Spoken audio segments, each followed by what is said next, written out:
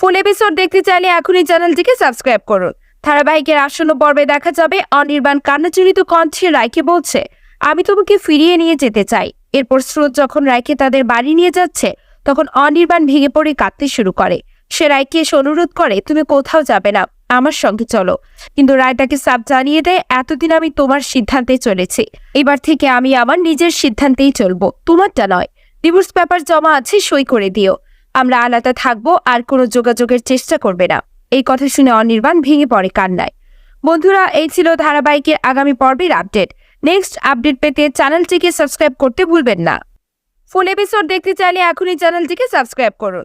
ধারাবাহিকের আসন্ন পর্বে দেখা যাবে অনির্বাণ কান্নাজড়িত কণ্ঠে রায়কে বলছে, আমি তোমাকে ফিরিয়ে নিয়ে যেতে চাই। এরপর স্রোত যখন রায়কে তাদের বাড়ি নিয়ে যাচ্ছে, তখন অনির্বাণ ভেঙে পড়ে কাঁদতে শুরু করে।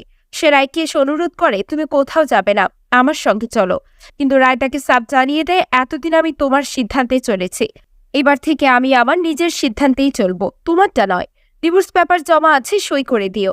আমরা আলাদা থাকবো, আর কোনো যোগাযোগের চেষ্টা করবে না। এই কথা শুনে অনির্বাণ ভেঙে পড়ে কান্নায়। বন্ধুরা, এই ছিল ধারাবাহিকের আগামী পর্বের আপডেট। নেক্সট আপডেট পেতে চ্যানেলটিকে সাবস্ক্রাইব করতে ভুলবেন না।